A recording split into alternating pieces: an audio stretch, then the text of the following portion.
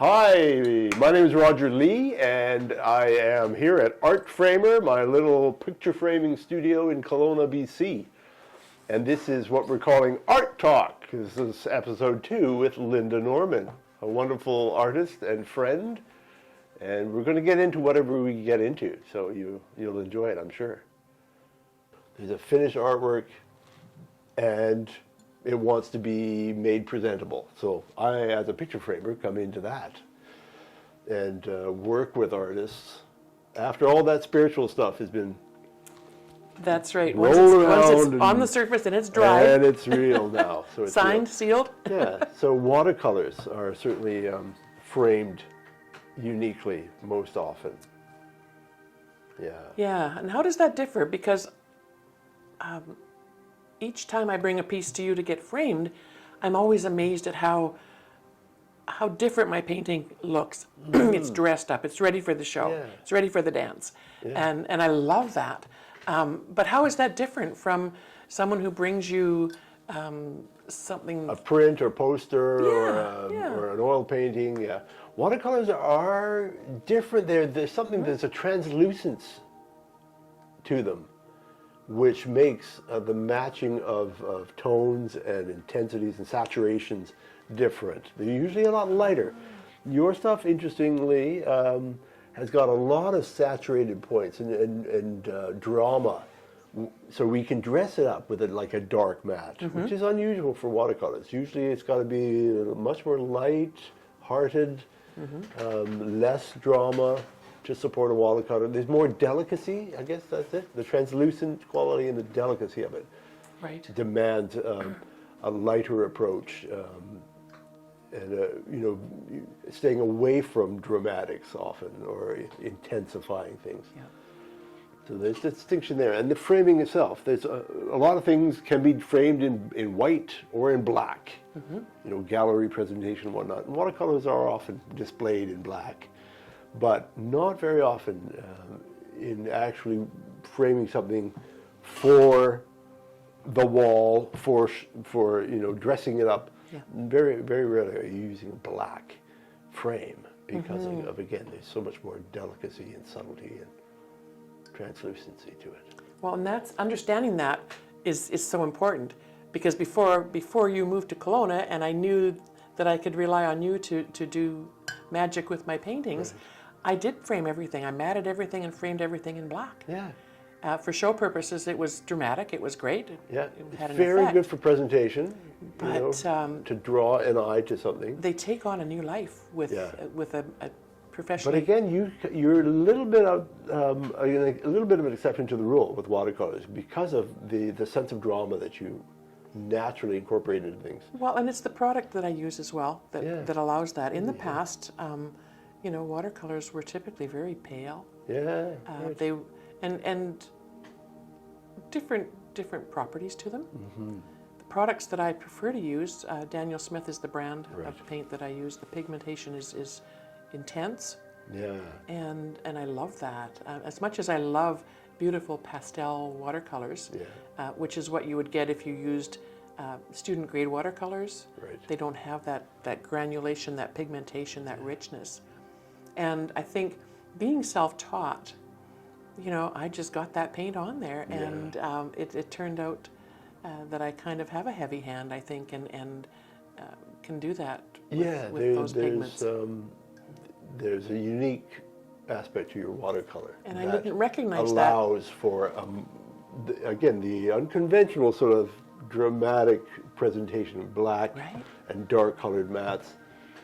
Although, outside of that need to present and draw attention, again, there's the other step, which is taking it from a gallery into the personal environment. That's where the delicacy would be more played up. You don't need that eye-catching, dramatic sort of finish or presentation. There's more options once it's taken out of the gallery and become a personal artifact. So when someone purchases a piece of art, they can bring it to you, and you can make it Yeah, if they've got a lot of black furniture, More yeah, suitable we'll for do their that. for their For their surroundings, environment or yeah. for their temperament, you know. But often watercolors are often wanting to be sort of a more muted tones, more warmth to it. Yeah. Well, and it's interesting.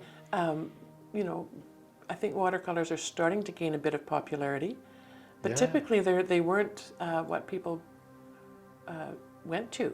Not in the You same know, way. No, I think they're because more of a. you know, for decorative purposes in homes, I think people were right. going for larger, abstract, maybe brighter colors, Yep. larger florals, that kind of thing, and watercolors just There's typically not a weren't. lot of watercolor abstract artists. There's not. Not in the same way they are with acrylics. Yeah. There's a whole abstract acrylic or abstract oils, very standard sort of in our consciousness as far as a consumer of art. We're familiar with all that. But abstract in watercolors, how often is that? And the nature of watercolors too, it doesn't allow an easy way to make a larger piece. Right. You know, you could do a huge 10 by 10 foot That's right. piece in acrylic Yeah. much easier than doing a 10 by 10 foot That's right. piece. For one thing, On paper. finding the paper, you know, Are you going to glue it to a board to right, get it and that's sitting possible right? too. But otherwise, yeah. Typically, watercolor paper only comes in a full sheet, which is 22 by 30 inches, I Yeah. think. And so you can get a roll, but you're still only going to get the one depth of it. And so that's interesting. I was at a gallery show not long ago, and there was a piece on the wall that it was, I didn't measure it, but I'm guessing it was at least 8 feet by 8 feet. Is that right? It was amazing, absolutely amazing. And I thought about that, like, how would this translate to a watercolor? Yeah. Like, easily maybe to do with a collage, Yeah. which if you're doing an abstract, that could possibly be, you know, one of the things that you could do. Yeah. But again, you'd think of abstracts often as something with vibrant colors, Definitely. you know, Yeah. big And texture. Yeah, absolutely. Depth and. Yeah, And they're often painted on upright, whereas a watercolor, you're dealing with water, which responds to gravity acutely. right. So that's got to be the process is different. Yeah, so when I paint, I'm always painting pretty much on a flat surface. So you Once in a while, I'll put a brush underneath my board or my to let it drip. just a if I little. want something to the gravity to work Yeah. in a certain Yeah, way. the But thicker mediums you can splatter around on the. and because it's like the 22 by 30 is as big as typically I can go on paper, I can pick that up and I can move it. That's right. If I want the water to move things around. If I'm painting watercolor on a canvas like we have up there, it's a little bit different. But again, I'm looking into I need a bigger space, but a tripod that has a multi-directional, Oh yeah. so that I could put some Yeah. canvas on there. It's manipulating the surface. And The being painting able to surface move is it. very important. Exactly, and my More arms so are than- only so yeah. wide, only reach so far, and my studio ceiling's only so high. So far the biggest piece I could ever work on comfortably would be a 2 foot by 4 foot canvas, Right. which I've done, Yeah. and they're fun. But bigger than that, and again, because watercolor dries and the movement of the water keeps things fluid, and there's only certain things that you can come back in without changing Yeah. a whole, a whole surface. So it's So are watercolors on canvas, is that a very common thing or it's or getting to something? be more popular. Yeah. Not a lot of people paint watercolor on canvas like I do with a credit card and a palette knife. There's a whole group of people now painting watercolor on canvas like they would normally paint like a portrait or Oh yeah. a garden scene or something.